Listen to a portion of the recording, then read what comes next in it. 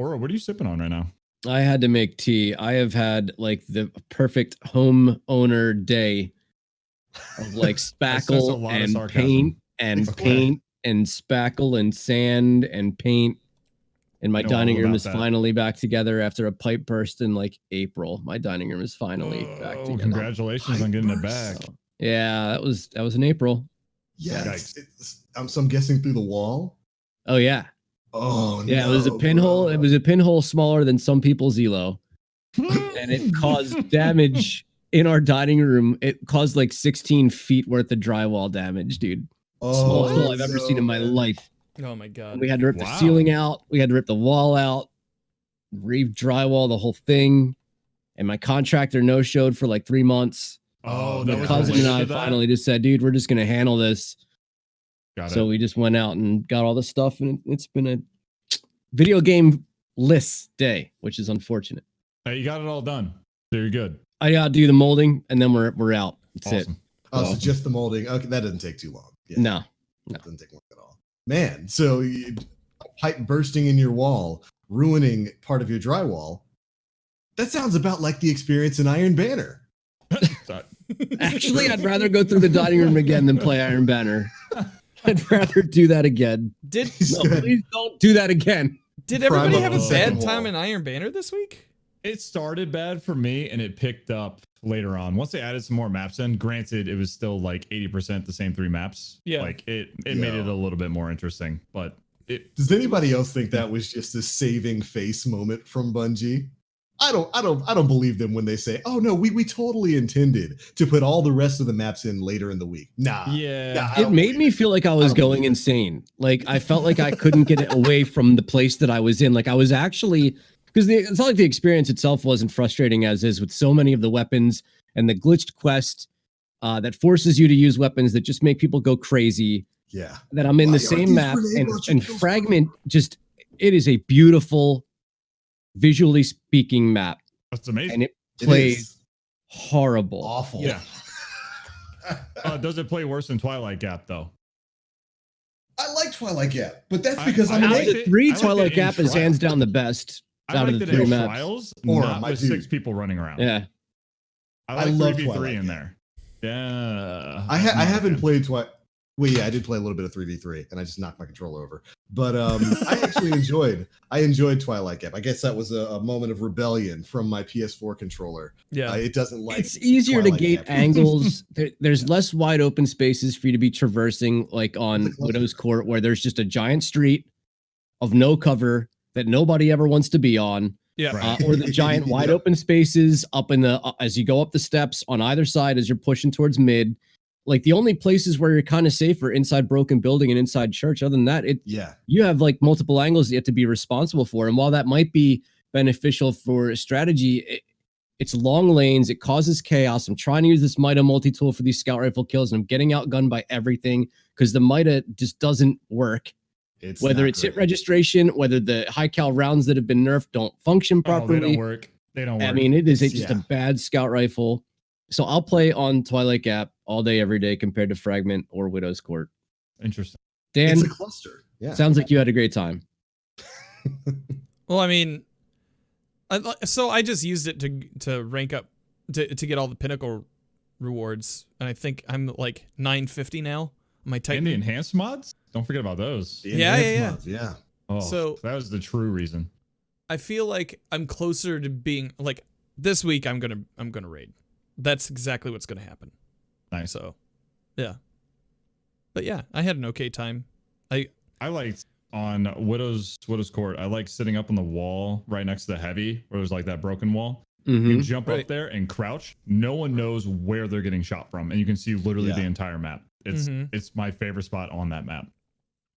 So, enhanced mod's a really good point. And for anybody out there, you can go to destinysets.com, log in with your Bungie account, and you'll be able to see what mods you don't have that you can fish for. Because it's Saladin is a wonderful source for enhanced mods, which you can only get after you've completed the quest. Right. That is, what is it? It's like, is it scout rifle, pulse rifle, fusion rifle, SMG, and then SMG again because the grenade launcher portion is glitched? No, although I think they auto super kills. It goes super kills, pulse rifle, fusion, SMG, and then it auto completes on the last one. They Just made it screw it, and they just auto completed. Yeah. Okay. That wasn't autocomplete when I did it. I had to do the 10 additional SMG kills, which is whatever. But once that quest is over, turn in all your tokens, give yourself a shot for those enhanced perks. And then Dan brought up a really good point when it comes in terms of Pinnacle rewards, because outside of, what is it, 100k Nightfall and the raid, yeah, there are no other Pinnacle rewards that I'm aware of. Nope. Yep. Exotics cap out at 950. Mm-hmm. Yep. Prime engrams cap out at 950. Yep. Right. So the only thing that is going to get you above 950 once all of your gear has hit that point is your Pinnacle rewards. My Hunter's 950 with a couple of pieces of 951. And now I'm getting hit by a roadblock that is the fact that the raid is overloaded in energy weapons. Yeah. Heavily weighted towards weapons for drops for me personally. I have gotten 2 pieces of armor in 11 clears at this point.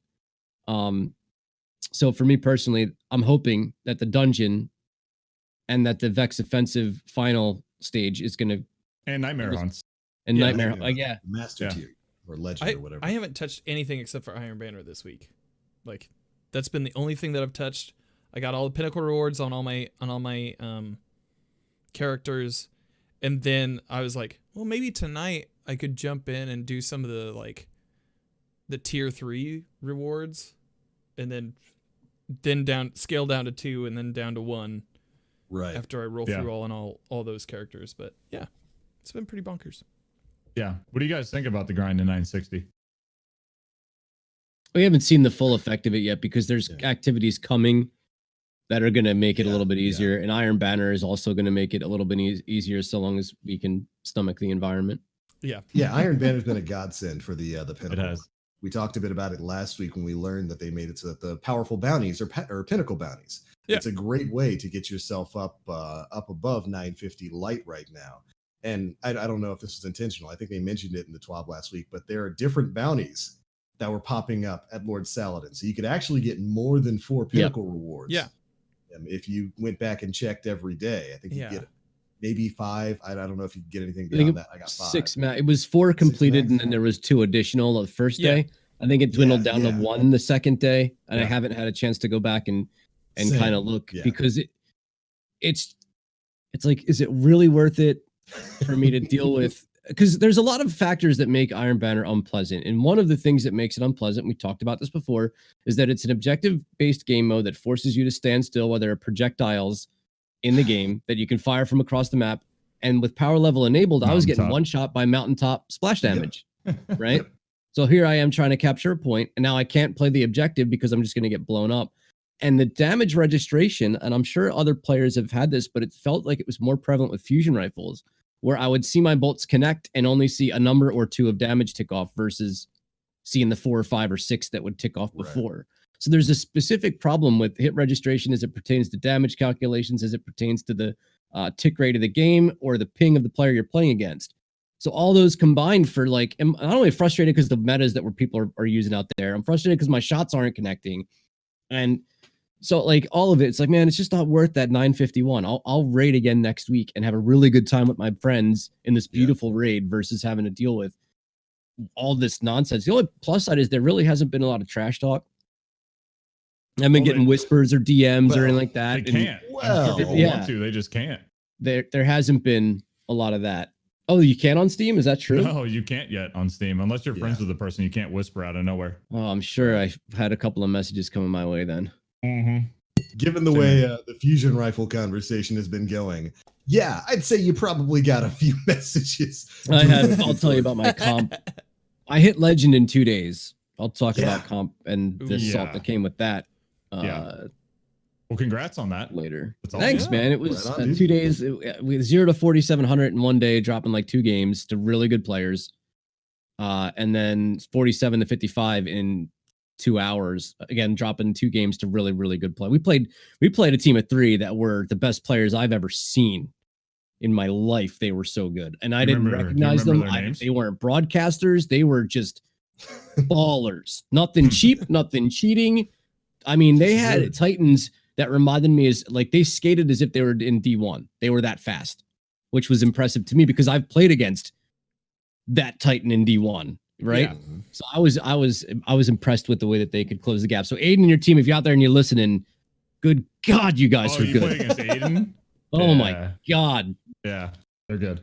That's awesome. I played my first day that I was playing comp. I played a math class group, like their top tier math class group, like City and those guys. Oh man, they destroyed us. I wasn't ready for it at all. I was like, why are we matching them right now? The problem with comp is that the way that matchmaking works right now, and now it's great. Games come in a lot faster, but there doesn't really appear to be ranking matters.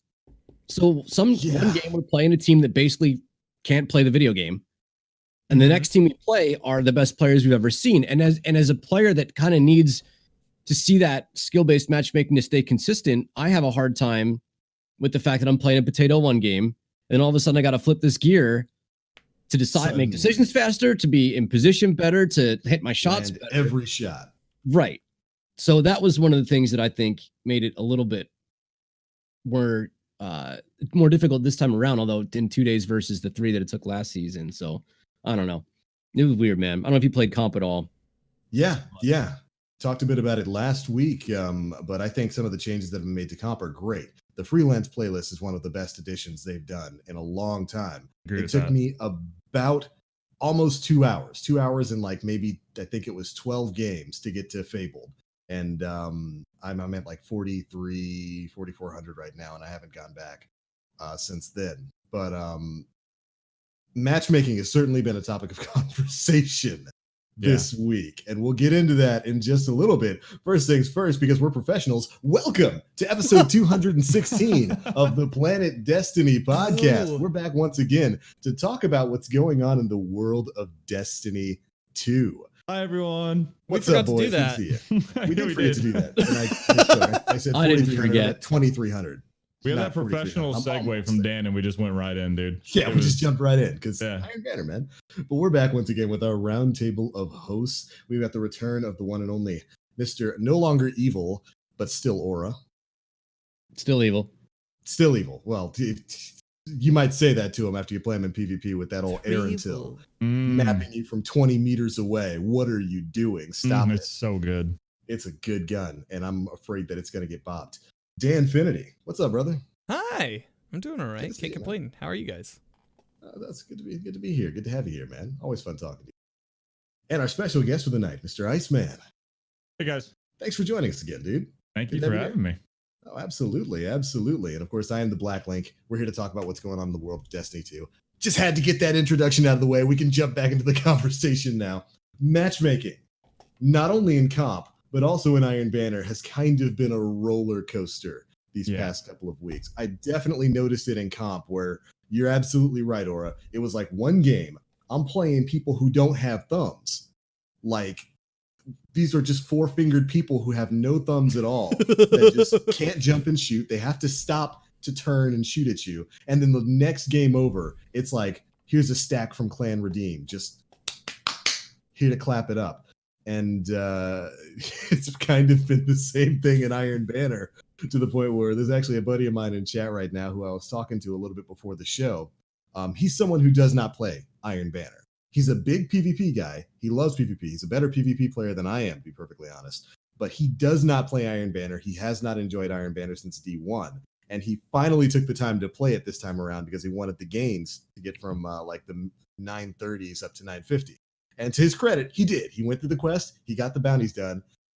Came to me and was like, that was the worst matchmaking experience I have ever had in Destiny 2. It's like, okay, well, let's go see what's going on here. So I go to Destiny Tracker and I pull up his stats, and he's bronze in Iron Banner because he's never played it. His last 4 games was against a minimum of 4 diamond players on a team. Whew. Like, all of his last 4 to 5 games. I was like, I don't know how that works. I don't understand how the matchmaking works here. It's such a weird thing because earlier in the week, I played all of my Iron Banner solo. And earlier in the week, it wasn't so bad. You know, it was Iron Banner, so it was laggy, it was goofy, but the games weren't that awful. And then they announced a bit of a change to the matchmaking because apparently there was something going on with team matchmaking that was causing some sort of problem and basically forcing teams to only fight against other teams. Yeah. And okay.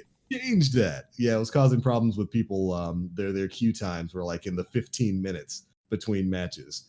And they changed that. And it kind of seems like after they made that change, things got thrown into a bit of a loop there. Because after they made that announcement is when I noticed that it was just, I would go from a easy game where we mercy a team to immediately being thrown up against a 5-stack of people who drop no less than 30 kills a game. Right. And that seems to be the experience all around, at least with everybody that I've talked to. I went in on day one with a team of 6, all Last Rites clan members. We went in and we were only playing against other teams. Yep. Matchmaking was a little bit longer, but it didn't appear as though the teams themselves had any kind of skill-based matchmaking associated to it. It was just saying, you're a team, go play. Because one minute we would play a team of people that might struggle to go through strikes. And the next minute we're playing through a team, and then we match like god tier players, right? So there was no skill-based matchmaking associated to it. My first game that I played solo, I played against some of the best players I've ever played against in my life. First game solo. So the only time I felt like skill-based matchmaking was turned on was when I went in as a solo player. And it felt that way through the entire week. I never actually felt as when I was with a team that skill-based matchmaking was turned on at all this time around. But it's almost hard to say because, I mean, I try to judge by their positioning, their movement, and connecting on their shots. But when everybody is ghosting bullets, right, and everyone's kind of lagging a little bit, it's really hard to tell who's like a god tier player or not. So unless I recognize names specifically, then that's when I kind of had an inkling. But again, we're on Steam now, and a lot of people's BattleNet might not be exactly what their Steam was. So there's probably some wolves in sheep clothing. You know what I mean? Sniper rifle, tank, target, grenade launcher. Right. Yeah. Okay. All or right. Frames Janko. Right. Yeah, I can't tell who that is. Yeah, it's been wild, and like it doesn't help that Crucible already, especially with Iron Banner, has a bit of an algorithm in place for winning games. Everybody here, I'm sure, has experienced it, where you get with a team that's actually decent. They know how to capture and hold zones. They know that you don't always need to triple cap, and sometimes you do need to triple cap to push a lead. And then what happens? You mercy a team, and you immediately get that dreaded message, we're breaking up those fire teams for a more even game. And suddenly, you're thrown into a game that's 2-95. Instant loss for you. And that I don't know what it is in the algorithm that makes that happen, but good God, it does not help matchmaking. We cheated the system. If we played against a team that was not very good, we basically threw the game to get through the quest quicker. You sandbag, bro. Because it was easier for us to get our weapons kills. Like we let them run the trip cap on us. We're using our pulses, getting our scout rifle super, getting our SMG kills. Because it's easier to get those kills against when you're not playing against people who are in it. So we lost the games on purpose. I don't give a flying, you know what, about losing a game of Iron Banner if it means I can get my quest done and turn in my token. I hope some of those people are in chat right now like, wait a minute, I thought we were actually winning. Nope. Especially with the way matchmaking was. We absolutely just, there's no reason to go hard in Iron Banner. It's already so dreadful. Let's just get our weapons done and get out. And like literally, because I didn't know, they didn't auto complete the last step for me. I had to do it. So I ended up getting like my 20 or whatever it was, 25 or 30 SMG kills in one game because I was actually able to just farm. We were just able to kind of farm the stats. So I was like, yeah, dude, hey, let's let these guys triple cap. Who cares if they win? Let's get these weapons done and be able to move on with our days. That is normally I wouldn't do that. Like I'm not one to like glitch encounters and that kind of thing, but like Iron Banner is just it's actually call it unbearable is what they should call it. It should just be called unbearable because that's what it really comes down to. What do you think? What do you think if they took it from just being control and made it random, like classic mechs? We've been talking about that for like the past 5? We're 5 or 6 Iron Banners. Yeah. Okay. Yeah. Maybe it just makes sense. Like mix it up. I don't know. I they talk about control being the favorited mode of newer players. I don't believe that necessarily, just based on what I see in control, even in Iron Banner with blueberries here. I don't know if I believe that that's the number one game mode that newer players or players who are maybe on the lower end of the skill spectrum in PvP jump to. But I do believe that's the reason why Iron Banner is always control, because they think it's the mode that's easiest for new players. And I don't know, man. I think it would be a lot better, even if they want to keep control in there. Make it a rotation. I'd make a freelance playlist. Definitely that. Only solo players, not a problem. And instead of 6v6, make it 4v4. 4v4 teams, 4v4 solo. Make it that way. Objective doesn't matter. A large portion of why this is still an issue is that it's not meant for 6 people to be doing what it's doing. Turn light level and power level, just turn it off. Yeah. All it's doing is causing problems with damage calculations. It has to make the game do more work behind the scenes. Yeah. There's a reason why Iron Banner is so laggy and regular PvP really isn't all that bad. Yeah. And the only thing that's different is damage calculation. Unless literally having that flame on the control point makes problems with the ping. Maybe that's it. I'm sorry, we don't have enough processing power to process these flames. Amen. I doubt it. Like, we're only a couple weeks into Shadowkeep, so putting something that's light level based out there, PvP, right away, I think it was a little too soon. I think another week or two would have been better, but still. There were a lot of like 910s and 915s. I was one of them on Iron Banner. Yeah. Well, getting absolutely blown up. I felt bullied today. Like I was going in, and like I was like 940, and I'm like, all right, we're going in. We're good, Golden Child, and like we start rolling around, and I'm getting my cheeks clapped by like 960s. And I was like, what is going on? A lot of 961 characters was what I was finding that I was playing against the most. I was like 940 for the majority of it. But one of the bounties is getting kills against somebody who is higher light than you. Yeah. And you get bonus points for super. So I'm out here even running supers I don't like, because with tether, when you actually tether people and kill them in the tether, it doesn't count as a super kill. It counts it as whatever weapon you use to get that kill. Really? So I had to run spec if I was going to get super kills. So I'm out here running, Invisible Boy with wall hacks. Yeah, but I don't know. Yeah. Man. I don't like overall my experiences were pretty good. I think the first day that I played Tuesday was the first day that I played, and I think that's when I had like a 10-minute matchmaking section. But overall my experience was pretty positive. I went from PC to PS4, and the first game I dropped 25 people and was at the start, like the head of the leaderboard, and was like, what is this? Did I just take the training weights off? This feels good. And immediately just to get like smashed the next one because of the 50-50 thing. The algorithm said, oh, you're not allowed to do that. Exactly. You gotta lose. I did it once, but I don't know. Like I agree that I think light level doesn't make sense in this. Mm-hmm. Like if we had like a Trials of the Nine type game mode, that would make sense for that, especially if it was giving out Pinnacle rewards. Right. With this, I've always viewed Iron Banner as just a way to get your clan together, to get some buddies together, and just roll. Does light level make sense in PvP in general? I don't even know about like Trials. Maybe like not. It shouldn't make a difference. It should just be all skill.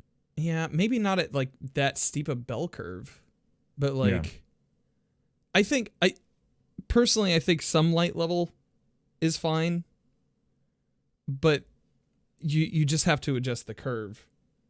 And I just can't. I'm wondering how many people, because this was available to new light players, right? Yeah, it was. I think so. It was. I wonder how many of them came into it and were like, "All right, this is an event. Let's see how much fun I'm gonna have." And then they went in, and they got stomped. They're like, no. I didn't play against anybody who was in the 800s. Yeah, I didn't either. I think I played was a 930. 915 was the lowest I saw, and honestly, that dude was slaying out. Yeah. So yeah, he was handling business. Okay. So, but like Iron Banner is typically used as like a catch-up mechanic. Yeah. For a lot of people, if you fall behind, it's a very good way to catch up rapidly. So if it's a catch-up mechanic, it means that people are already relatively low in power level. So you're purposefully punishing those people by turning on power level. Right. So it doesn't really like, and I have to credit Fallout Plays because this kind of comes from a tweet he had probably a year ago where he's like, this is meant to be a catch up, and all we're doing is causing pain for those people who are trying to get caught up as quickly as possible. So it's an activity you can go in solo, one of the few that you can go in solo and really make some significant progress on your gear. Right. So like, and if the system functioned 100% flawlessly, I'm going to keep going back to hit registration and to lag. And like, if that wasn't an issue, I'd probably have less of an argument for it. But I until someone at Bungie literally contacts me and says, "Aura, dude, it has nothing to do with the fact that things are low or latency and ping rate and blah, blah, blah. It has nothing to do with damage calculation. Is not involved in that because it's felt that way since Destiny 1. Yeah. So until someone at Bungie specifically reaches out and says, no, it has nothing to do with it, I'm going to firmly believe that it could just be turned off. Flip the switch, turn it off. Let us have actual connections, have actual gunfights. Away we go. I see nothing wrong with that. Yeah, I feel you. And I think that approach is probably the most logical way to look at it because it's like, you're absolutely right. If this is meant to be a mode to get people caught up, and traditionally that's what Iron Banner has been. That's one of the reasons I was so happy to see that the bounties this time were going to be Pinnacle bounties. Yeah. That's a fantastic way to get people caught up because even if you're not 950, the Pinnacle rewards, I think, is the +5 to 6 to your light. It's a significant increase. It's a huge boost to light. Yeah. And that's kind of what Iron Banner was back in Destiny 1. I've made that argument many times that if you were somebody who didn't have a group to raid with, if you were somebody who didn't like trials, Iron Banner was that once a month event that would come around that would get you up to max lights. How a lot of Guardians got to light level to level 30 back in year 1 of Destiny. And I always thought that that's how Iron Banner should be treated now. So it's good. It's good that they brought those Pinnacle bounties back. But you're right. If it's a catch-up mechanic for people, maybe don't punish them for having to catch up. That's a very good point. And while we do have complaints for Iron Banner because there's certainly things that they could do better, I do want to state that, like you, Dan, I mostly had a positive experience this time around.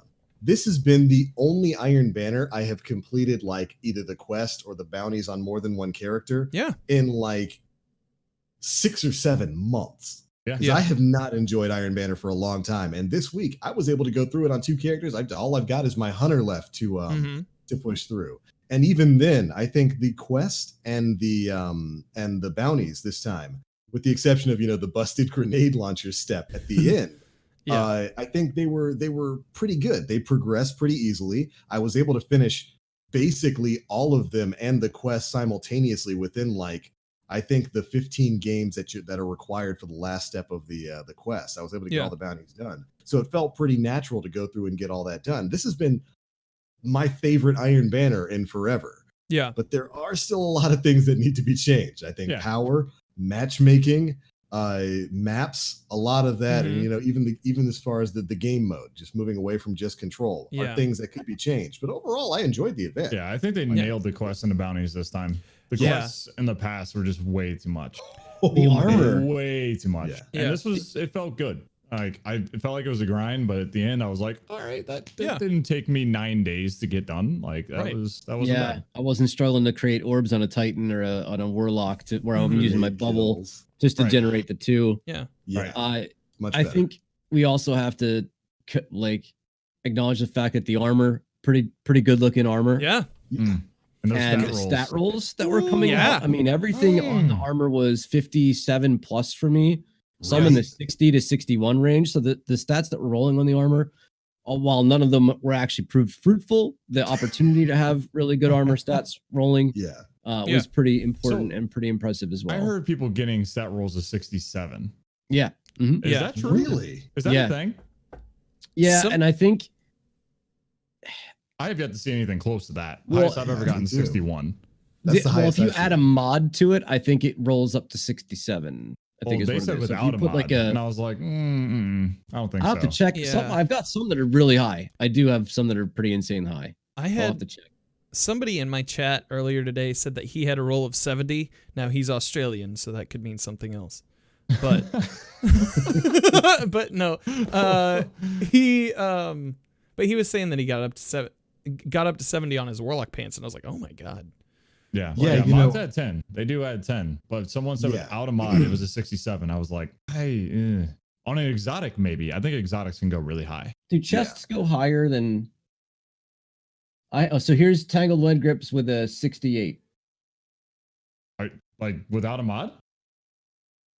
Without a mod. What? Whoa. Wow. I wish I could get that kind of roll. Holy moly. Yeah, I'm looking at some of my Iron Banner gear right now, which I get the feeling everybody's kind of doing. That's what I'm doing right now, yeah. But yeah, like I was able to roll 61 stat rolls on my Warlock and my Titan for full gear. And like my Titan gauntlets right now are 66. Yeah. It's just, that's fantastic. That's if you're trying to get great stat rolls, Iron Banner is fantastic for it. Hey, Aura, can you send me what you never sacrificed mind. to get that roll? No, I didn't see the window. It's got a recovery mod on it. Okay. All Can right. you I was about to say. Can you send me what you I was sacrificed about to? to say. The window wasn't there for the mods. Yeah, I'm looking at my Titan gauntlets. They're 66, and I've got mods on. So Yeah. Yeah. All right. That's more legitimate. The highest I've ever seen without mods for me with a legendary has been 61.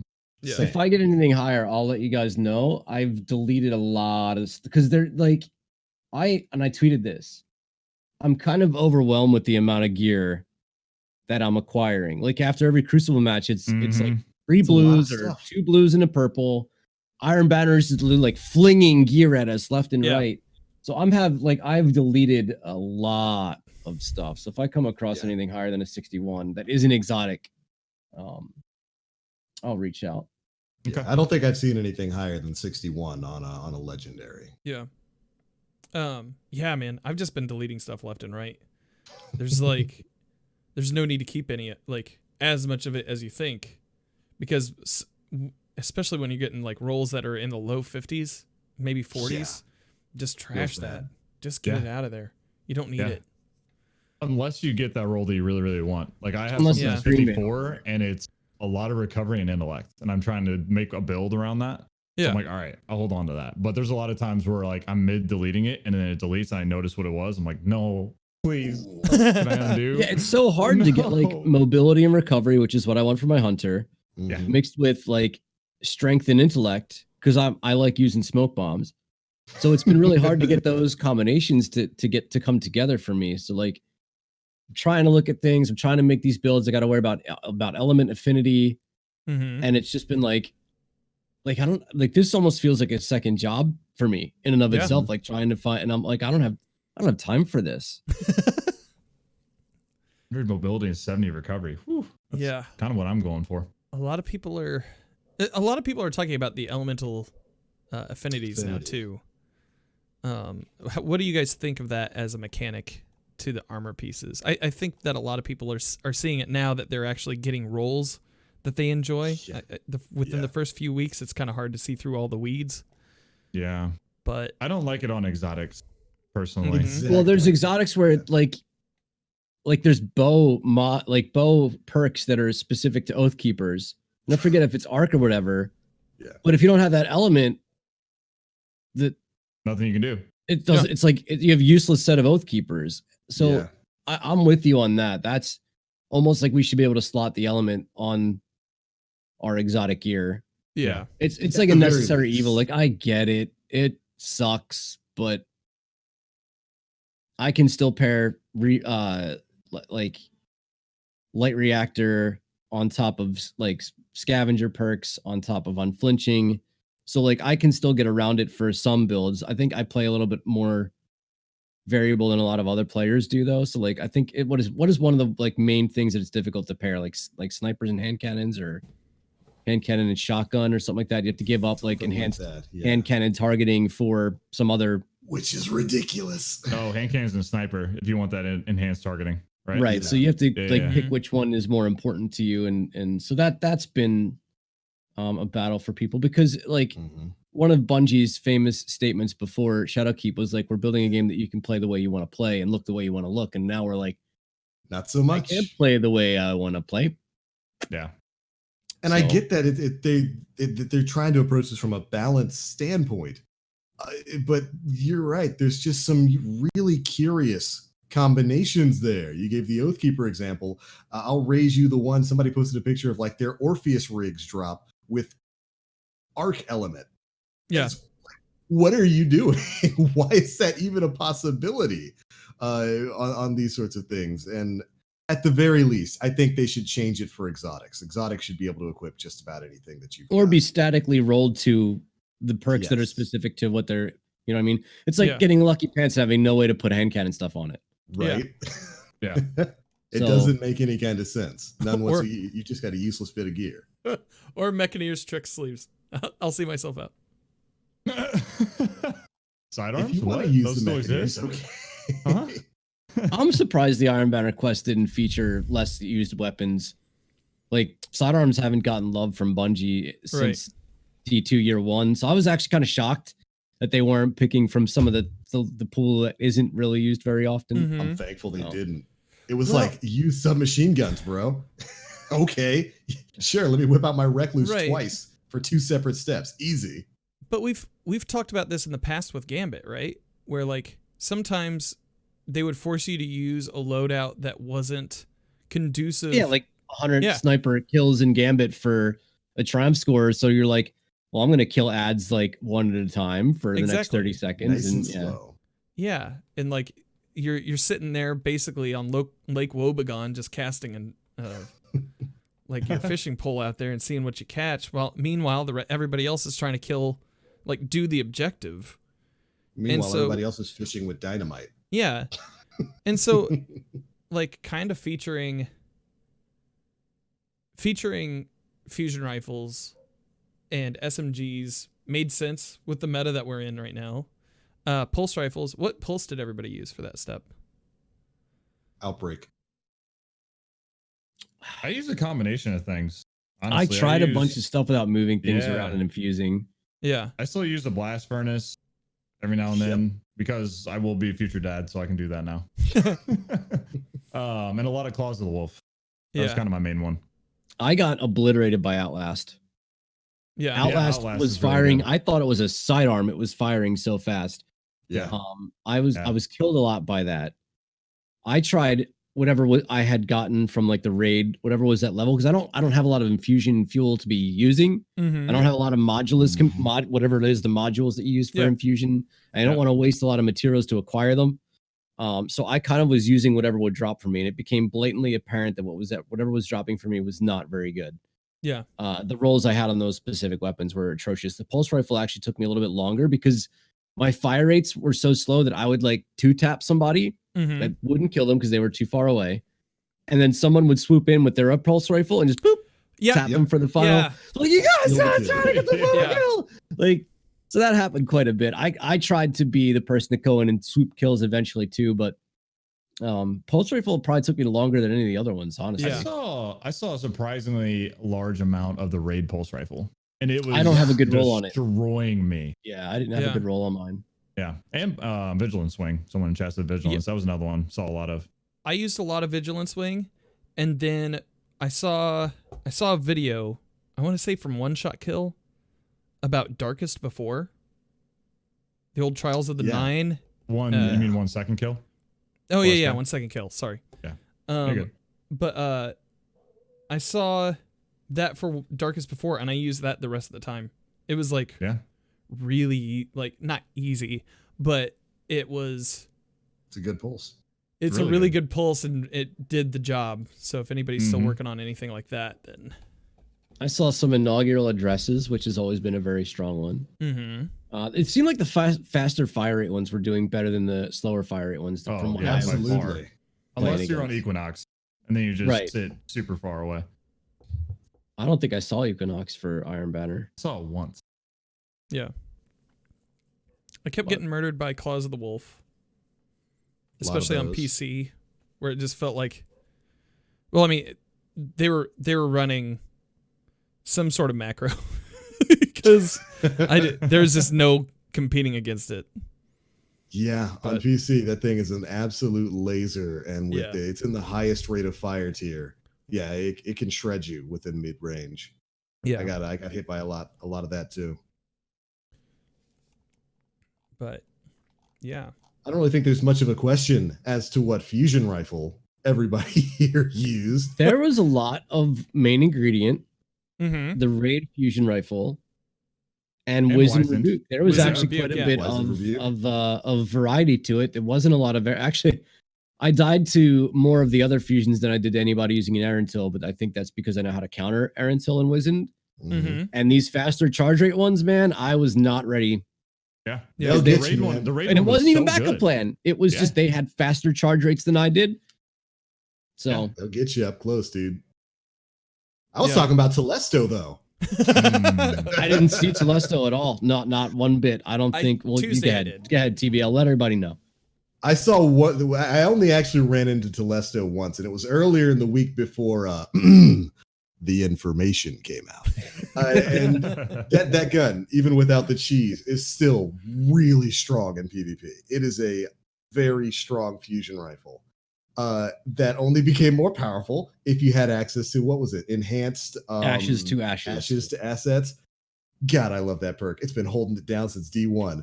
And if you had enhanced ashes to assets, you could just shoot the bolts on the ground, blow those up. They counted, or blow them up with a grenade. They count as enemy kills, so it would basically instantly grant you your super. You only needed 4 shots on the ground to get a full super. And like, I don't even know why anybody was surprised about this, because it's been a thing in Destiny 2 forever. This was the old Blindwell cheese back in the day for powering through that. Just shoot a couple shots on the ground, blow it up, boom, you're at 100%.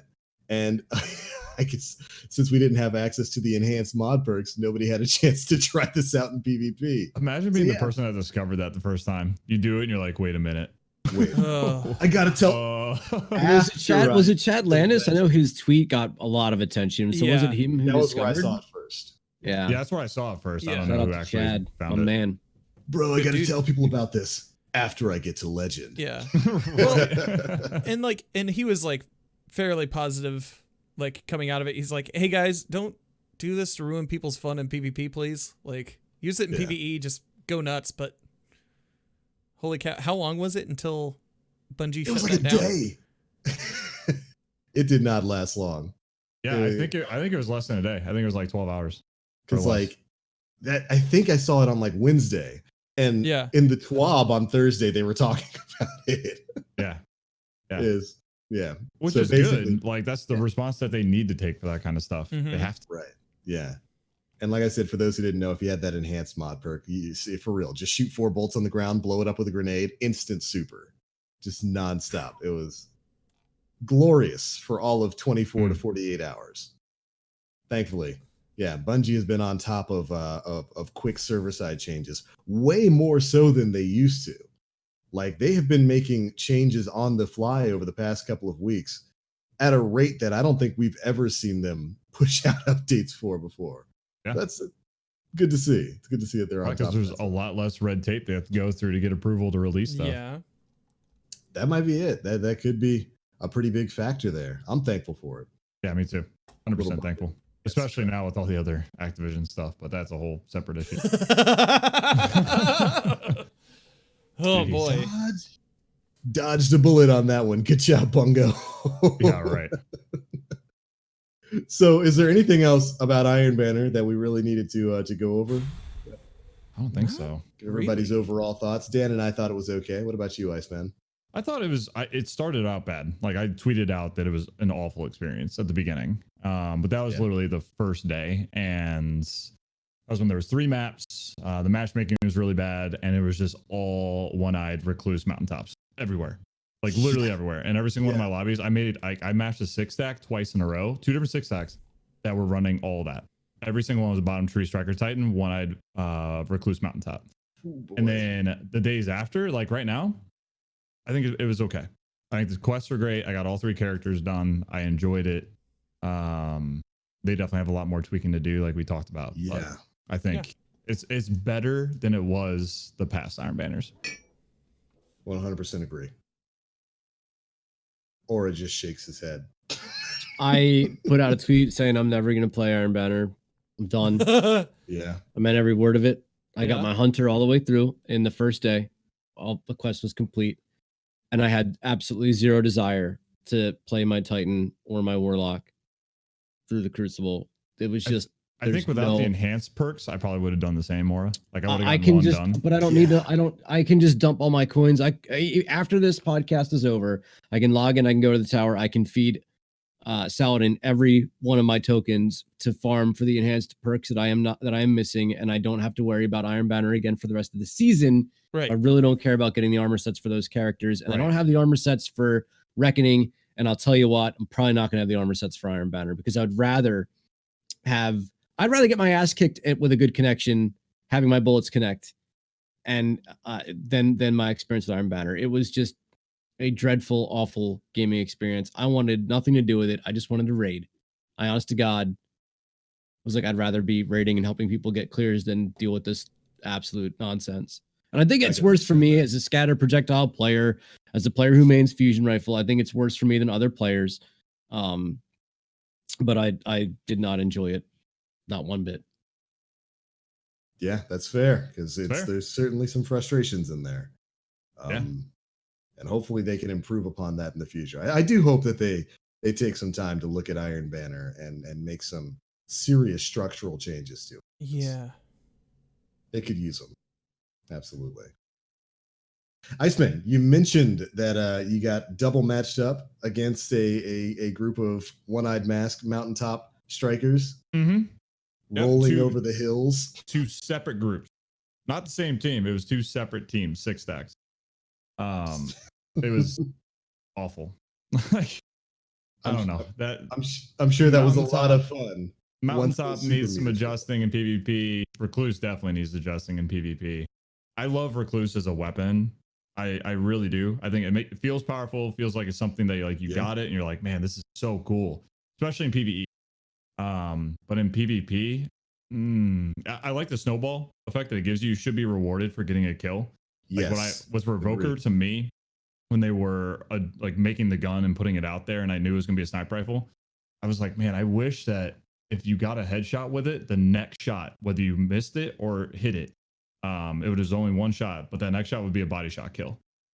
Only if you got a headshot. So it rewards precision, it rewards skill, but it doesn't snowball so hard to where it's like, oh God, like you have to keep getting headshots to keep it going.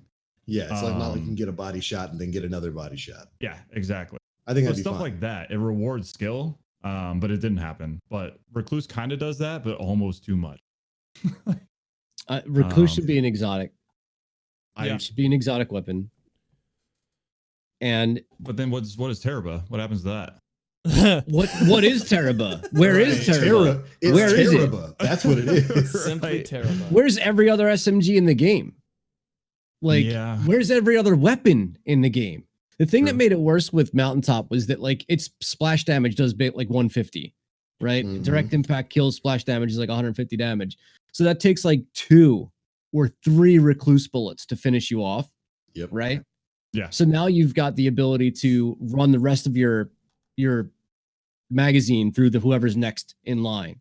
And I think that if there wasn't so much splash damage involved with grenade launchers that can be bounced around all these corners, that can be within 15 meters of you and do splash damage, that like it wouldn't be as bad. But when you pair it with a weapon that has the splash damage radius that it does, that's when it becomes a bigger issue. Like if they turn down grenade launchers, Recluse probably wouldn't be as big a deal. Like if I get sniped in the head and you got Recluse procced, okay. You know what I mean? The only class that can really make it work is Titan. And that is because of one item. Solely because of the overshield keeps you alive to keep that snowball rolling. And you can get that overshield easily because you can see him through the wall. So it's either, I feel like with one eye to me, is you either get rid of the tracking through walls and just only allow overshield, or get rid of the overshield and allow tracking for like 3 seconds, not 9. Yes. Yeah. It has to be one or the other. It can't be both. We don't talk about that. Yeah, 9 seconds is way too long. It has 3 perks. Yep. 3. It does. At the very least, 9 seconds is way too long for wall hacks. That's way too much power afforded to that ability. I would almost just take that alone. Well, it's like you look at Foe Tracer on Hunters. It's like that's what, half a second. Person goes behind a wall. You're like, okay, they're there, and they're gone. All right. And one guy's like, I got you, and if it bugs out, I got you the whole time until you die. I could look at you for 2 minutes. Like, it's just it needs a lot of adjusting. That's a lot of power afforded to one class that already has a lot of other benefits in its neutral game. Yeah. And greater benefits when you mix it with some of the supers that are available there. You mentioned strikers and how frustrating those can be to run against in PvP.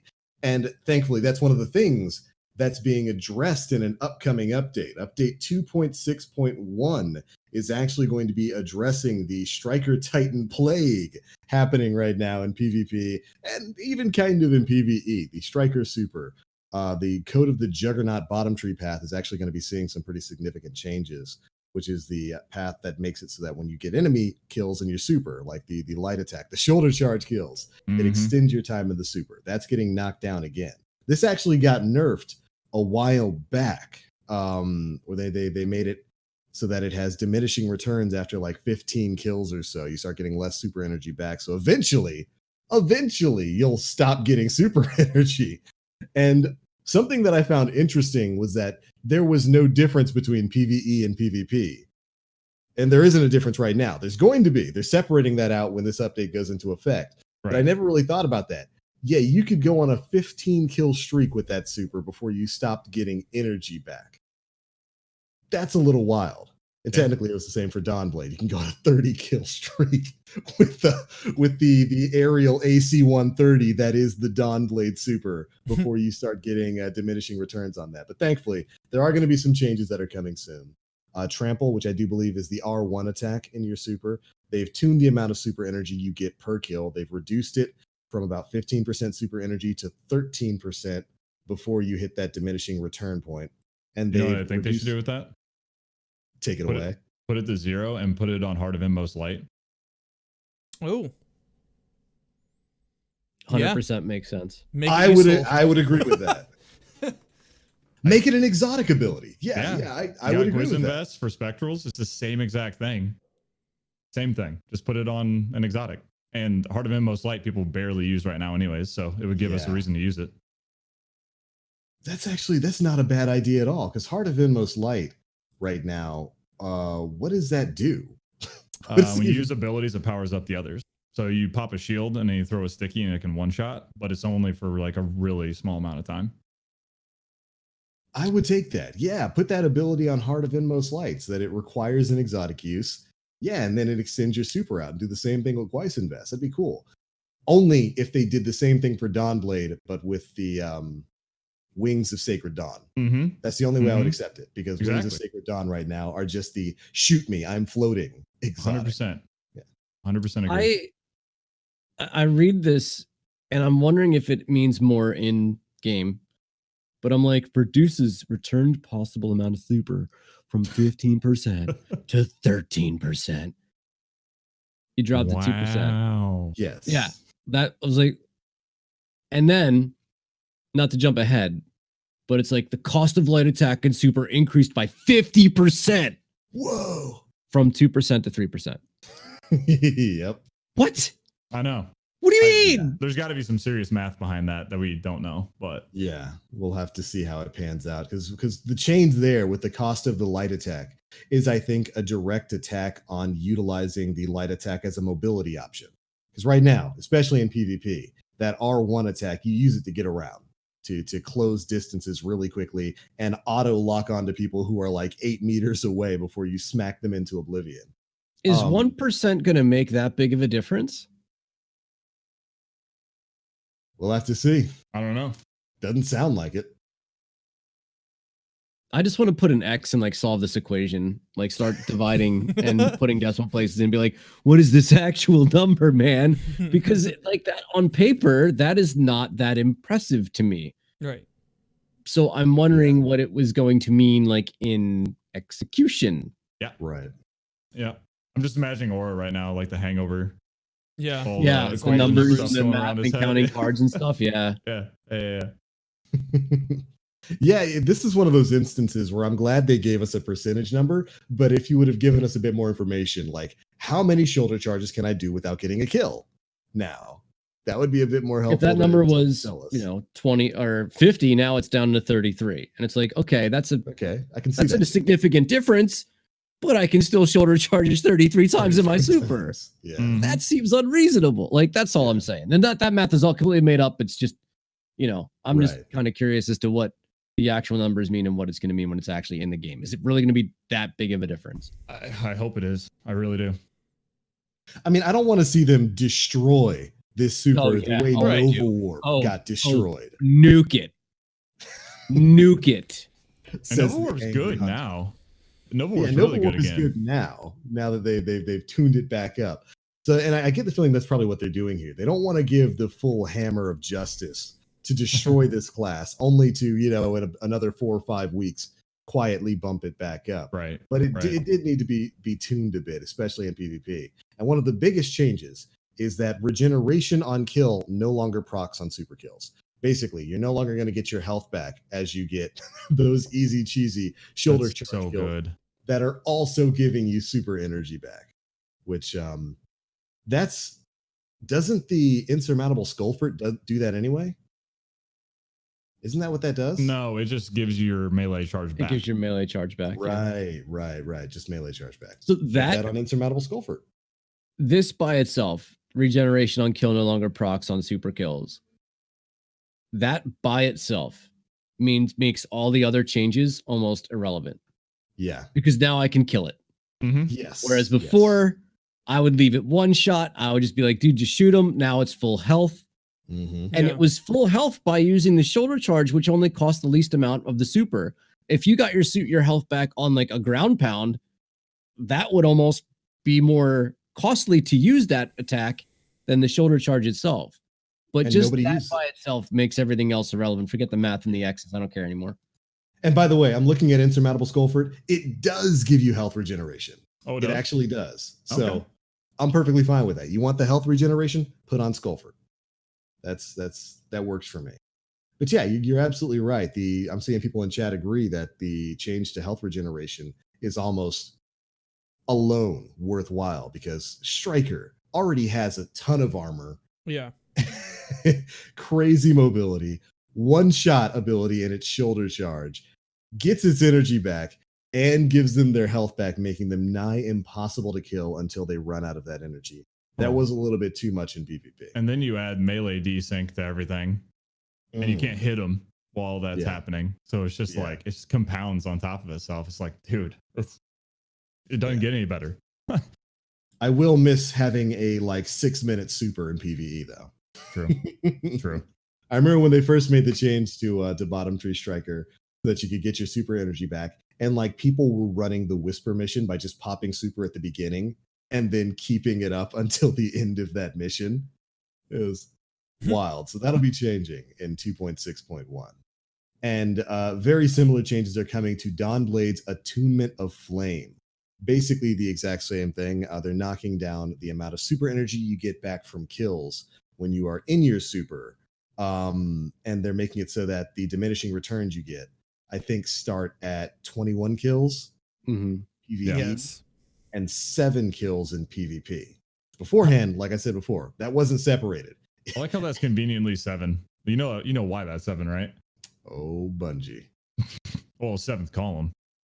Oh, just enough to get your 7th column. Yeah. It's the same for Striker, by the way. I think it's going to be 14 kills before you get diminishing returns in PvE, and then 7 kills in PvP.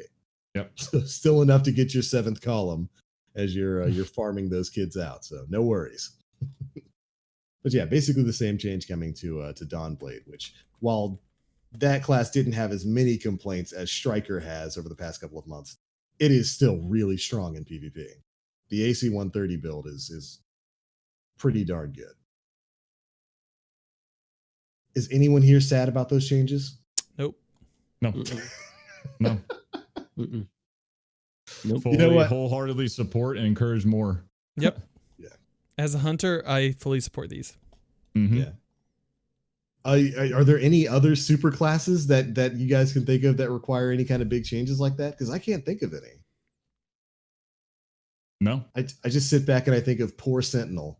I think Spectral's in a really good spot now. Stepchild of the Titan class. Yeah. The majority of roaming supers are in really good like spots right now. The one super that's not in a good spot right now is Tether. Yeah. The big one or the Quiver? big one? Yeah. No, Quiver's all right. I mean, I was really nervous about people using invisibility all the time and Quiver. I mean, mobility on Quiver is so slow that it's really hard to nail down in PvP anyway, like a bunch of enemies. Because it's like the first person maybe, but at that point, if you get hit by the second Quiver shot, you're just not paying attention. It's your fault. Right. You know, and well, that and the execution of the players, like they just spam it. Like it's on a timer. You can actually roam with that a little bit. Yep. It's almost like a separate, it's another version of a roaming super. So part of that is in the execution of the players using it. But what I didn't realize is that you get wall hacks when you pop a smoke grenade while you use them. So I didn't realize that instead of getting a kill like you would with spectral blades, you can just throw a smoke grenade at your foot and you get a couple of seconds worth of wall hacks. Yeah. And I just don't think wall hacks should be in this game at any point ever. So I'm not a big fan of that. But top tree tether, they reduced the armor on it, which it didn't have any armor left to reduce. So like, I don't know how you reduced 50 or 60% of zero. But they found a way because I actually am weaker when I'm casting. They said they did a better job of preventing it from hitting aspects of physics in like the map, like walls and hallways and whatnot. No, it's still an orb that comes out of your entire body instead of an arrow that is shot out of an actual bow where you aim it. So if you're in a hallway, it hits the wall. If you're going up a staircase, it hits the ceiling. So like. And that's what I mean. I am a top tree tether player. That's all I know. I don't know how to use golden gun. I'm sorry. I don't like the I have a one shot, you're dead.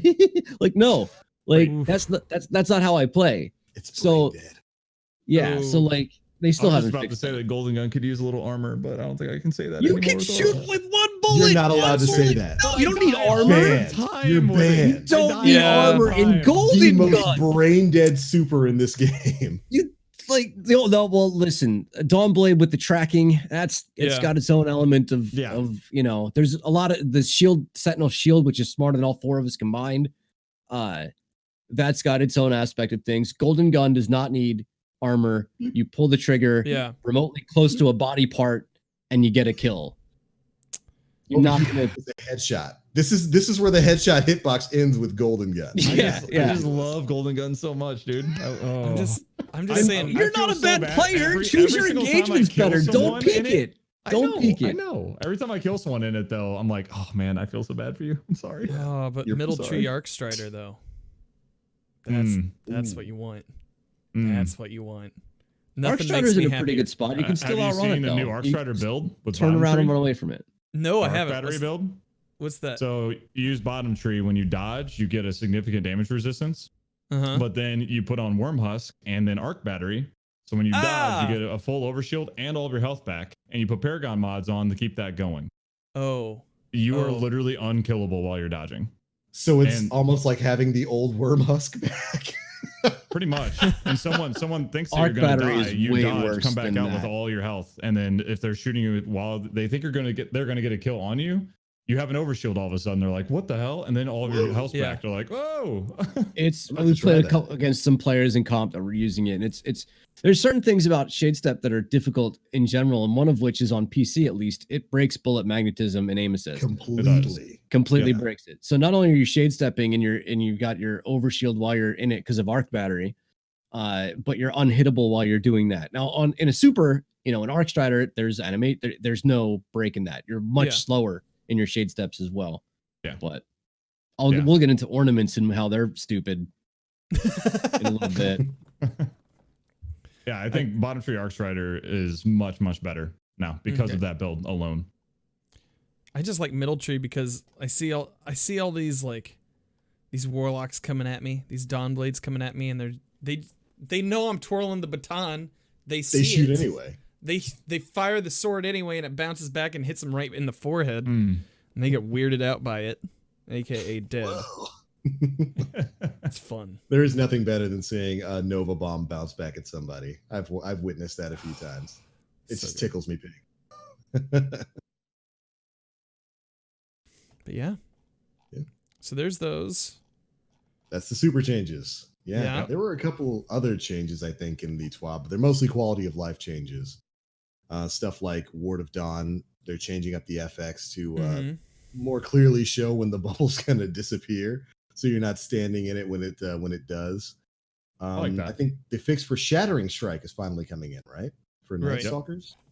Yep. Which is basically going to give you your proper 9-second Shattering Strike buff back. Right. Shoulder Charge. Whew. No more 1-2 punch cheese. I hope you guys got to enjoy that while it was a thing. Because it's going to be gone. That was a lot of fun. Yeah, so much damage. That was a fun glitch. And you know what? I was okay with it because it was like the highest echelon of high risk, high reward. You're in that 980 Nightfall. You're rushing down Hash Ladoon. And you either have to land that shot and that melee perfectly, or you're about to get clapped and your team's about to lose your 100k points. That was fun. For those who didn't know, basically if you have a shotgun with 1-2 punch, which is a perk that increases melee damage either when you land all of the pellets of a shotgun shot on an enemy, you can mix that with Shoulder Charge and the Peregrine Greaves to deal ludicrous amounts of melee damage to basically anything in the game. And people have been taking it, across the raid circuit and bodying raid bosses with Shoulder Charge. It's been a lot of fun, but that's getting taken away.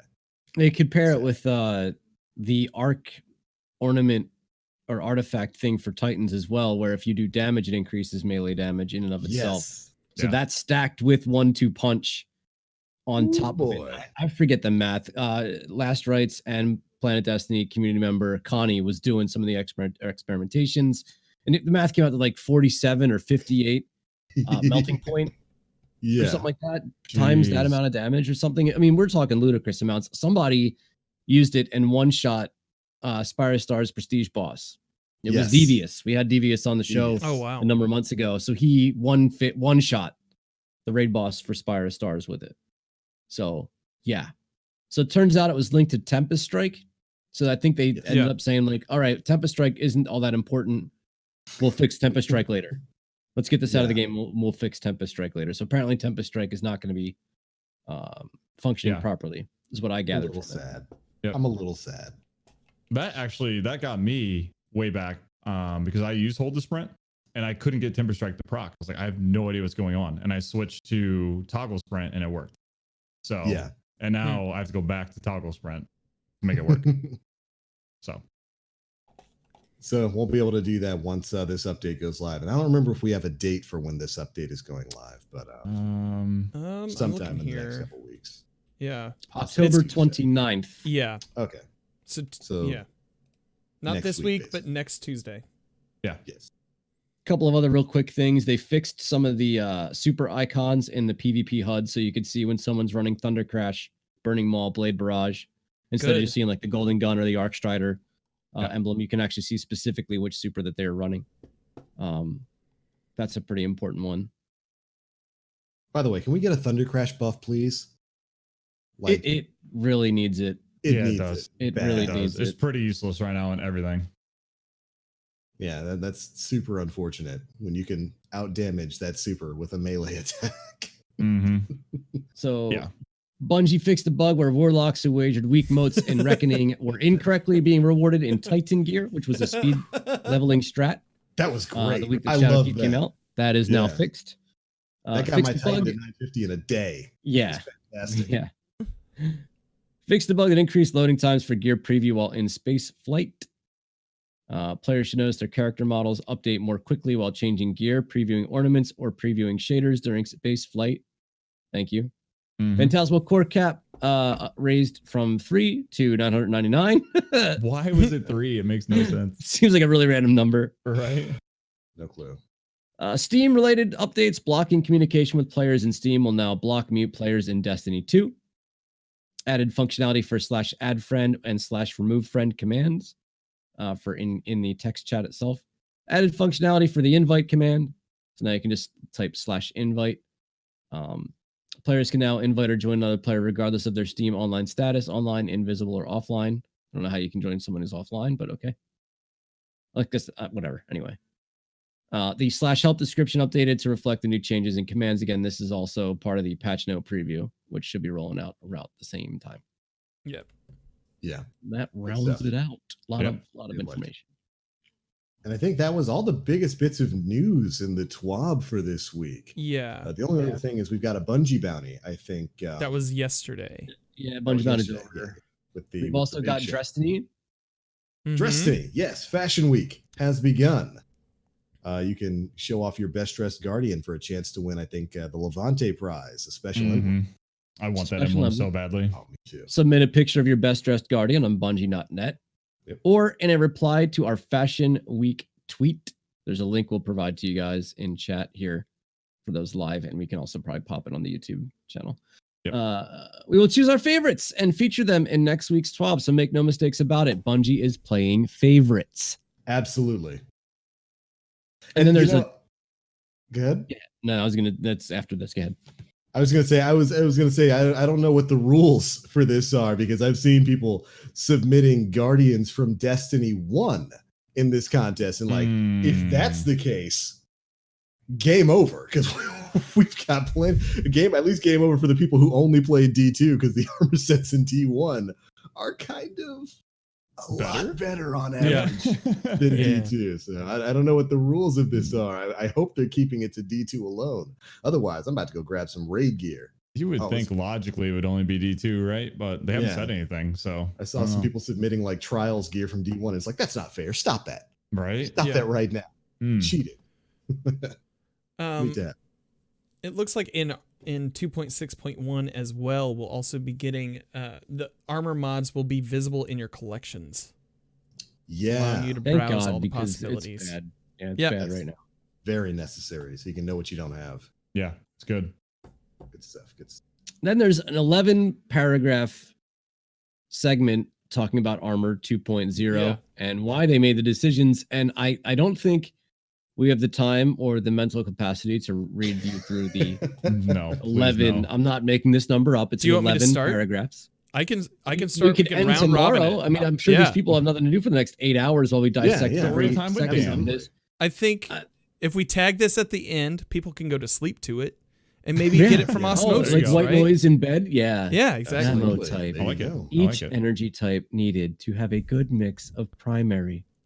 One thing to be aware of with mod stacking, in most cases, stacking up identical mods will provide diminishing returns on their effectiveness. Destiny ASMR. I love it. Wow. There you go. There's a lot of information to digest. The moral of the story is Bungie is picking armor affinity on purpose for us to find new and creative ways to push our Guardian limits. I don't fault them for it. If you want more information, I'm just going to reference you guys to the TWAB because I think it's too much for us to go through. It's a lot of information on the show. The moral of the story is that it's on purpose, and they're not going to change it.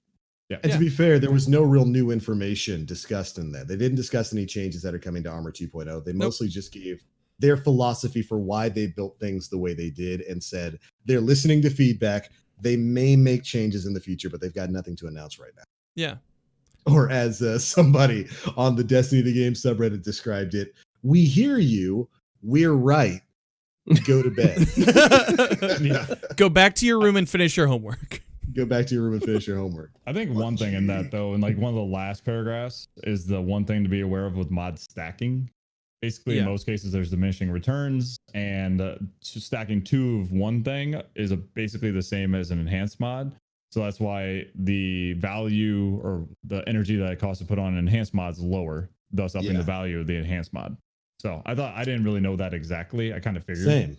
So they say that, but the only way to put light reactor on an armor set is to have a year 1 set of armor, and then a class item is a year 2 set of armor that you can slot light reactor on. Bungie, there is not a diminishing returns on light reactor. True. If I get 4 kills off the bat with a masterwork there until stop it. Stop.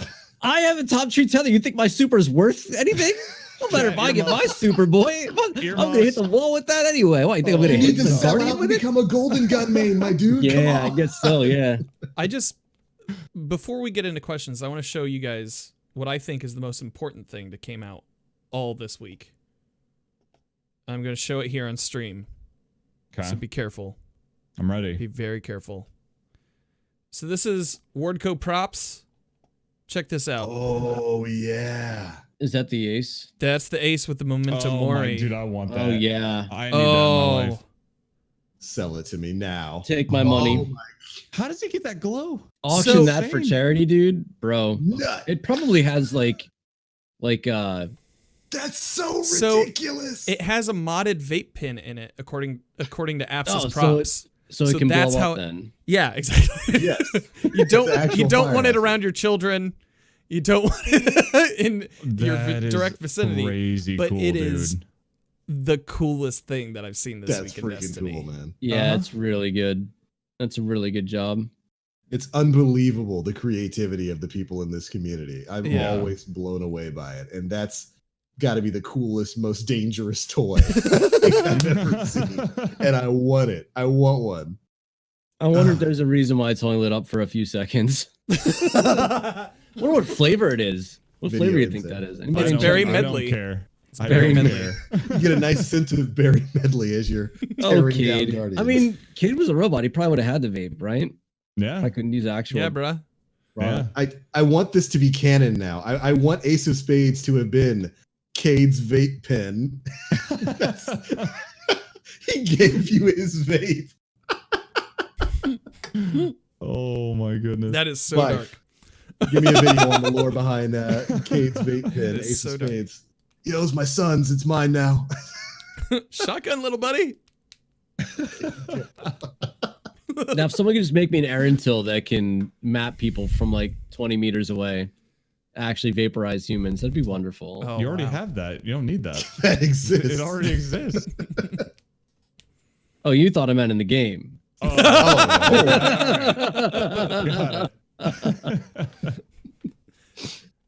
Disappearances I think around it's- Philadelphia.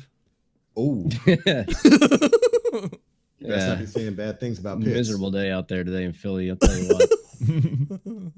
We have reports of someone walking down the street hearing wah, wah, wah, Yeah. wah, I would have to remember my contractor not showing up for a month to finish my dining room. He'd be here way sooner. There's a guy on the street. He's like, last thing I saw was this giant purple glow, and next thing my buddy Daryl's no longer there.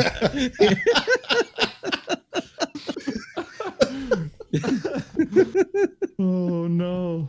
Rest in peace. Can we get an F for Daryl? F in chat for Daryl. Can we get I don't a even K know calling it, up for Daryl. Daryl? Sorry about that, Calling us for Daryl. Daryl. I'll nerf Bungie will nerf the range soon enough. Don't you worry, Daryl. Just res up, Daryl. You'll be fine. You're good. Oh man. But all right, I think that's it for the news and all the topics we had for this week, isn't it? I think Yeah. Is there anything So else? yeah, we have a couple questions. If y'all are Mm. ready. Bring it on. I'm ready. Yeah. Guys, I know it's not a Philly accent. Okay. It's a hillbilly accent, Listen, and that's we- universal. Okay. I'll tell you what. It is a very diverse community out where I live. And honestly, about 10 miles any one direction, you'd probably find someone with an accent like that. Yep. Name Daryl. Swear to God. Name Daryl. Probably named Daryl. Who hates fusions. He's one of those people on Twitter right now saying, Yeah, "Nurse he's like Aaron probably Till." already trying to get my whispers as is. Mills says Gotta be- Daryl's last no. words. God dang it! I hate fusions. No skill would have been his last word. Let's get it right. No, No skill, skill. dad No gut. skill. Doesn't even aim his weapon. No skill, dad gut, and that wasn't even able to finish the sentence. So, all right. So Mills asks, with Festival of the Lost coming up, what should we expect for these events from the new Bungie? Ooh. Honestly, I wouldn't say anything too different from Festival last year. Yeah. I don't know if they're I don't know if they're going to reuse the Infinite Forest and Haunted Forest motif. I don't know if we'll get that. So we Nightmare have Forest, the man. haunted spooky moon. Yeah. That would follow along pretty well. And it was spooky. The moon still freaks me out. Oh, I The know. bodies and stuff, I'm still not okay. If they could do like a haunted house type thing in the Yeah. Red Keep. In how the sweet would that be? tower, man. Let me go Oh trick my or treating God. again with the raisins and the. Yeah. Never mind. They take that. You have like an ogre pop out of the wall next to you and just start blasting you. You're like, ah! Spooky Tower Ogre. Yeah. Yeah, the moon's creepy, man. The atmosphere in Shadowkeep is fantastic. And I love that the patrol missions are all the ghosts of Guardians. Yeah. That's great. You just hear them screeching as you're flying past in your spare, like, whoa, chill, man. Well, so I think we already got confirmation that we're going to be getting the Haunted Forest back, right? Because did we? I think it leaked on one of the emblems that okay. it showed 2018 and 2019 for the level of the haunted forest runs that you've done. So I think that's already. I think that was 2 weeks ago. I remember covering that on Destiny Digest. If true, I'm okay with it. Yeah. I enjoyed the Haunted Forest. I enjoyed it too. It just got a little old quickly. Like if they can just keep making it more enjoyable for a longer period of time, it'd be better. What came from that lasted in the game though? Like what was one of the last? Yeah, is that it? An awful auto rifle. Yeah, it was okay. Yeah, it wasn't worth it. It was not worth the time that you had to. Oh no, I remember seeing that, and it was like 200 completions or some ungodly number. I'm like, nah, you know what? Better reward would be nice. Because you had to wear the masks, right? If you wore the masks, you got that was fun. Those have been the bane of my existence. I kept them in the vault for the longest time. I think chat bullied me into deleting them, but I've deleted them because you do the random roll private matches, and then all of a sudden you have Callus's face on. That doesn't help you at all, Aura. Not at all. And then they got brought back to farm forges for materials. AFK farming. I like the mass system though for last year's festival. I thought it was cool that you had. I agree. You leveled them up, and the perks you got on them were super powerful. Yeah. Mm-hmm. You remember? Let's see if I can pull some of those up. But yeah, the perks that you got on the full mastered versions of them were ridiculous. Like here's one for the Colonel mask, of course, the chicken mask. Winged Terror. This mask can be upgraded to increase damage to enemies and provide near invulnerability while airborne.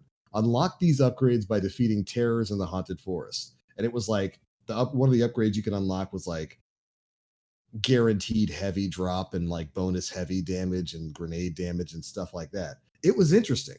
I just thought the reward for festival last year needed to be better. Yeah, I think that's fair. If true, I'm cool with the Haunted Forest coming. Yeah, I'm cool with it. I just make it worthwhile. Good to go. But Coffee9 asks, do you think Bungie missed one of those silly you had to be there win moments by disabling Telesto? Maybe we could have gotten a cool emblem out of it. No. Nope. No. Would you want to go through that for a week in order to get an emblem? No. Bungie got this one right immediately, and kudos to that. Absolutely not. Every playlist would have been mayhem at that point. Instant mayhem. But mayhem only for the people who had Telesto. True. The only thing I can compare this to is, of course, the laser tag weekend with Prometheus Lens. Bungie evened things out by selling Prometheus Lens that week. Yeah. Giving access to it to everybody so they could go crazy with it. That wasn't the case this time around, so it wouldn't have been that fun for the new light player who jumps in and doesn't have Telesto, dealing with people getting their super every 2 seconds.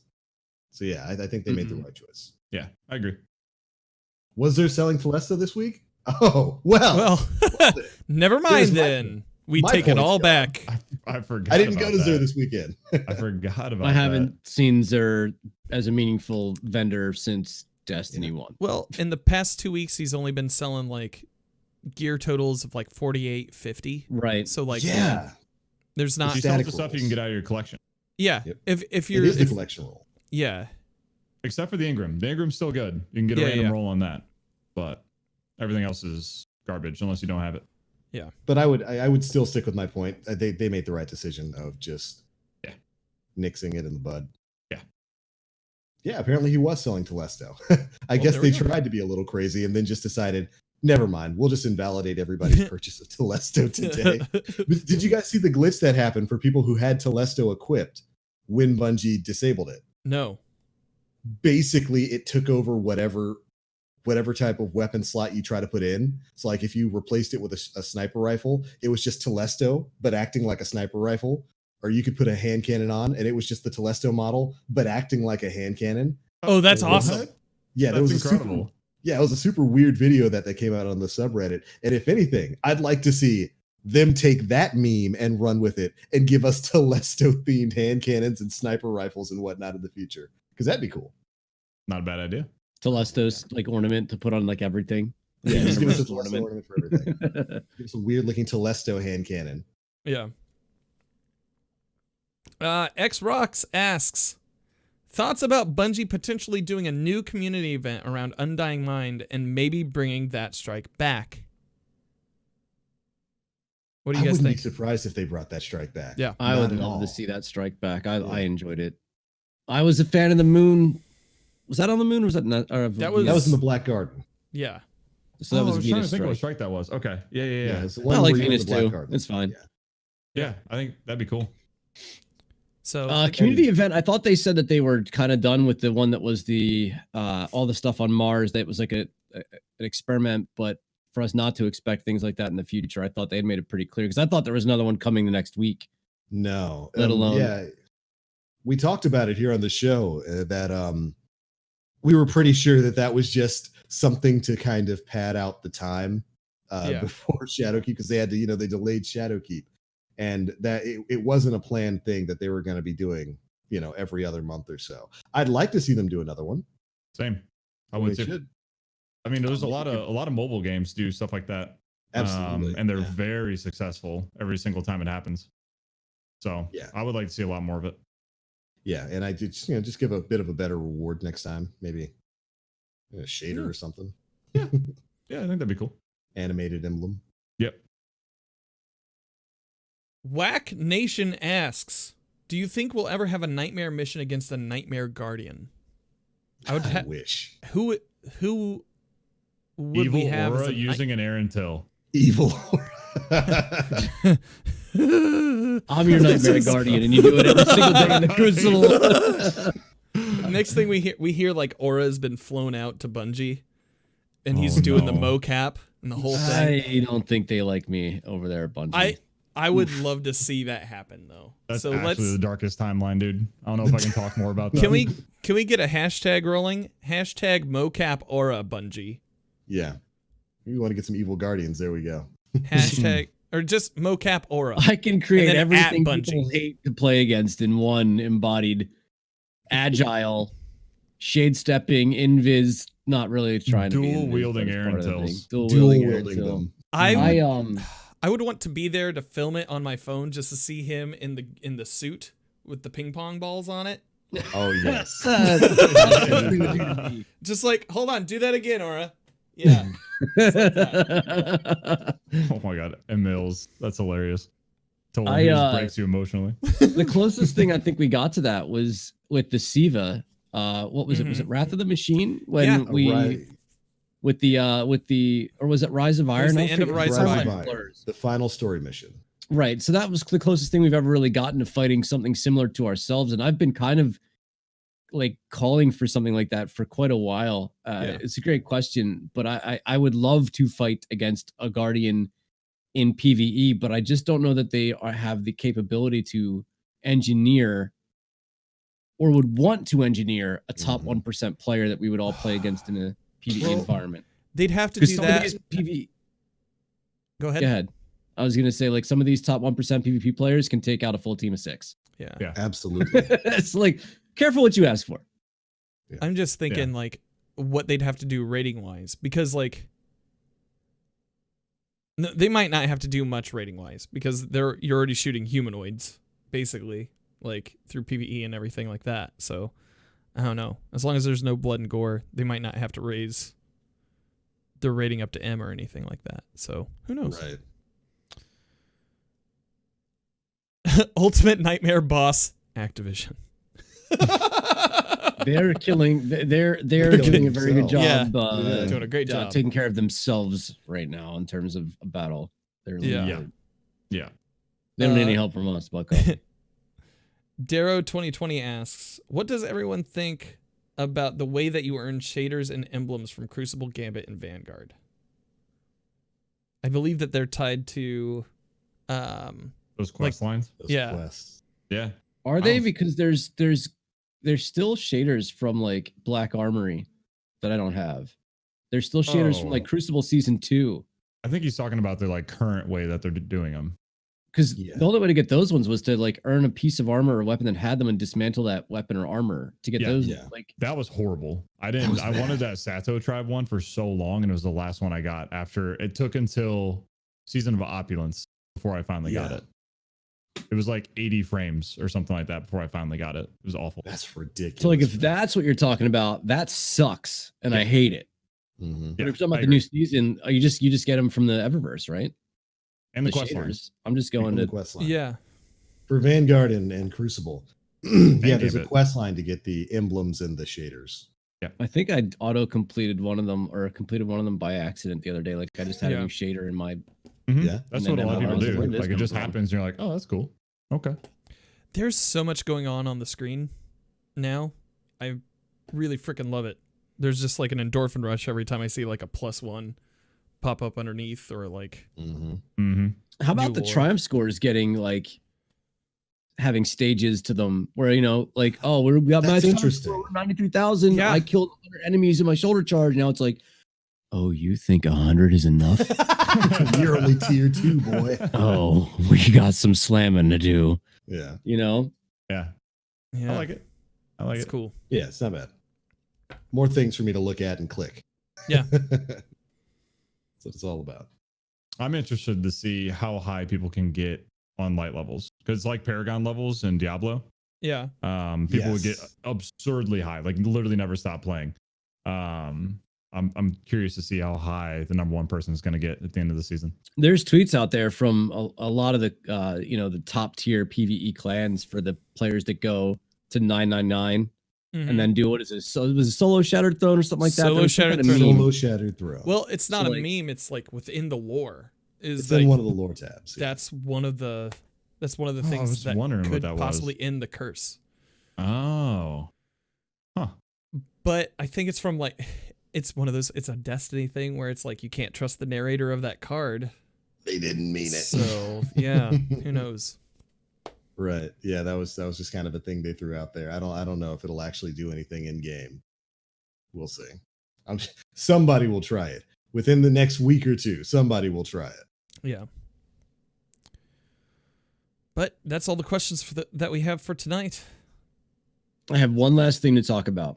Okay. I don't know how much raiding you guys have done, but the raid has a couple of triumphs associated with it that are within each encounter.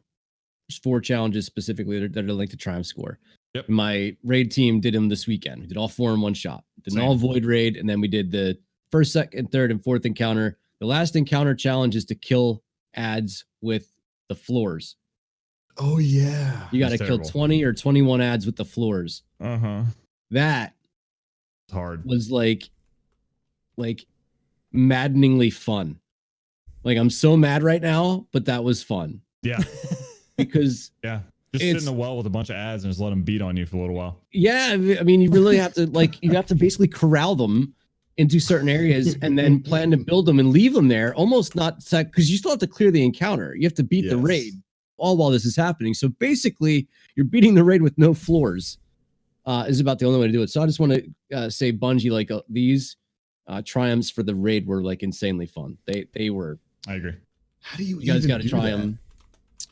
So the our strat was to do the first part of the raid as per normal. We go through the portal. We fill up one of the banks. Once the bank is full, the ads will still go to it, but they can't sacrifice. So they'll just kind of stand around it. Yeah. So you basically hoard as many as you can over to that side, and then build around them to take them out. We averaged like 4 or 5 per time we did it. And if you shoot off their heads, they will chase the person that shot off their head. And so you just shoot off their heads, gather them all into one spot, and then build right on top of where you gather them. We say just, but while this is all going on, you're juggling the banking, you're juggling the enlightened buff, you're juggling the fact that you can't stand on the ground, and the boss like constantly shooting at you. And to get the boss to take away the floor, you're shooting both of his shoulder and his legs, so you're dealing with 2 cyclopses on every turn. So when IcemaN says just, there's a few other things going on in the background while this is happening. Just a couple. Yeah. Yeah. That was really fun. Yeah, so I'll sign up for the carry on that one. Bring well warlocks is moral of that story, basically. Yeah, that and Tether. Bubbles. We used Tether for a few of it as well. Too. Yeah. Yeah, I'll take the carry on that one, Aura. I have you talk to IcemaN. I'm never doing that again. Yeah. No, I'm good. I'll help. Sounds nuts. Maybe. Absolutely insane. Oh my god. Sorry. But I was doing research on that 999 Shattered Throne. Mm-hmm. There's already people at 1023 power. Mm-hmm. What? That sounds like a photograph from like one of the TWABs or whatever. This is fucking nuts. How? I don't know. Good on them. But that's the Warmind global leaderboard for max power. Yeah. How do you do this? Kyokoku at 1023 is number 1. How is that even possible? Oh, hold on. My buddy explained this to me the other day, and it's not. I don't think it's legitimate because you know the glitch that happens with the Oracle when you turn in the Oracle chest, and some people are able to turn it in infinitely. Yeah. Okay. Those people are able to turn it in infinitely. It gives you like 40k experience per turn in. So they've been literally doing that on repeat since the game came out. God. Doesn't that just require that you get an offering to the queen and then wait until the following week to turn it in? Yeah, but it glitched and it stayed in some people's inventories, and they could go in and just keep getting the chest over and over and over. That's insane. So they've been doing that, but the person Zupa is the person that I know, and I think he's the top in the legitimate category. Yeah, who's actually like been grinding out bounties and lost sectors and stuff, and he's 978 now, I think. Okay, that sounds a bit more doable. Yeah, yeah, but I mean, he's 978. He hasn't stopped playing and doing stuff basically since it came. That's insane. The he's a grinder. Yeah, like I'm barely 961, and I don't understand how people could be beyond 970 already. Wow, yeah. That's madness, man. But all right, was that the end? That was it of our merry little show. I think so. Well, all right, ladies and gentlemen, you have made it to the end of yet another episode of the Planet Destiny podcast. This has been a lot of fun. Got a lot of good conversation in about Iron Banner and the state of PvP, matchmaking, and all that kind of stuff.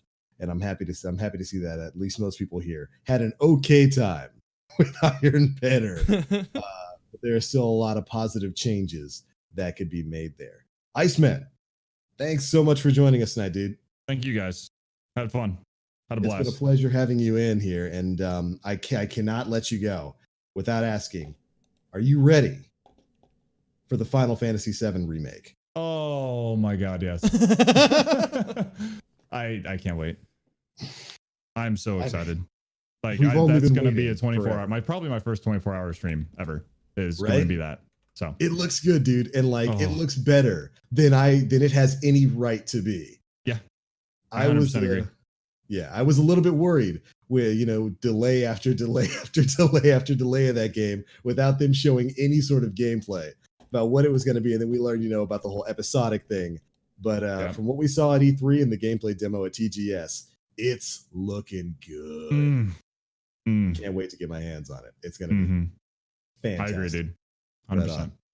Hey, I'll be watching that 24-hour live stream. I had better see you get the Honeybee Inn side quest done in its completion. You're gonna see you in the dress. You're gonna get Yep, that's right. Get your perfume. Don Corneo better pick you. I'm saying you better look through the screen and be like, IcemaN, that's who I choose. Come on in. Awesome. That is awesome. All right, no pressure. I got it. Right on. But thanks so much for joining us tonight, man. And of course, we'd like to give you a chance to let everybody know where they can find you. Thank you guys. Anything else special that you'd like to drop here on the show? Please take it away, man. I appreciate it. My channel is IcemaN_1H. Play majority Destiny, but like DBL said, do a lot of Final Fantasy and other variety games as well. Once Destiny kind of dies down a little bit. So hope to see you guys there. Thank you guys for the opportunity to be here. Appreciate you all very, very much. Fantastic. And that's it. I do have one question for you. Favorite Final Fantasy? People have asked me that a lot. It's a toss up between 6 and 4. You're a good man. If I had to choose, it'd be 6. Is that Japanese 6, right like there. Final Fantasy 6 from Japan, which is Final Fantasy 3 in the US? Exactly. Final Fantasy 3 is my favorite game of all time. I grew up playing those games. So like the amount of nostalgia that goes into the music, into the gameplay, into all the characters. Like I have Final Fantasy 6 right there, and I have Final Fantasy 4 on the wall behind me. So it's just I love those games more than anything. I have a shadow box on my wall that I was going to show you, but apparently I really put it up there. So I'll have to tweet a picture to you guys later because that's not coming down. That's fine. The ninja lives in our hearts. Aura, with the shadow box on the wall that won't come down. Where not coming off, man. You guys can find me at twitch.tv/Aura or on Twitter, twitter.com/evil-Aura, 3VIL_AURA. Gonna be vooping more people this week? Oh, yeah. Yeah, I got to hit 30,000 kills on that Arantel. Yeah. I can't believe you're already past 20K, dude. Well, here's the thing. With all of the changes that were going on, Charlemagne is not accurate anymore. So I actually don't know my true number. I know it's about 4,000 higher than the kill count on the gun. Wow. So, but Charlemagne said I have 28,000. I'm like, no, I'm probably closer to 30, if not over 30 at this point. So I had 24K on the counter this week, and it said 24,000 2 weeks ago. So my heart hurts. Wow. That's insane. Well, I am not nearly done doing, especially after all of the shit people were talking on my way to Legend. No, y'all have no idea what's coming your way now. I can't wait. Keep my name out your mouth. Drop it on. Show them your levels. I love it. Yo, Mr. Danfinity. Where you at, man? Oh, hey, my name's Danfinity. You can find me on Twitch 4 days a week, twitch.tv/Danfinity. You can find me on Twitter and Instagram at Danfinity, but the I's are L's. This week we have Destiny Digest every day, and I'm gonna plug the spooky episode of SideQuest Sunday, where there's 5 stories from people out in the Destiny community talking about weird supernatural stuff that happened to them. So that sounds awesome. It's awesome. Chicken Fingers. Listen with a friend. Yeah, Chicken Fingers. His story at the end of the episode takes like an hour out of an hour and a half episode. Just, I remember when he told me that story last year, just chills. It was insane. I can't wait to hear that. That sounds fantastic. It was really good. Right on. And of course, my name is The Black Link. You can find me pretty much everywhere on the internet, Twitch, Twitter, YouTube, all at The Black Link. Didn't really have time to do any streams last week. It's been a busy month of October thus far. We'll see if we can get some of that in this week. In addition to Destiny 2, I have been playing a lot of Division 2 over the past couple of days. Title Update 6 just came out. Skill builds are a thing again, so I'm having a ton of fun going in and making some brand new builds. We might have some live streams for that. I might have to jump into that. It's not bad. I forgot about that game. Me too, until last week. But I'm enjoying my time on it. It's a lot of fun. But all right, everybody, thank you all so much for tuning in to episode 216 of the Planet Destiny podcast. We'll catch you all next week. Bye, everybody. See you guys. Bye. Bye. Bye.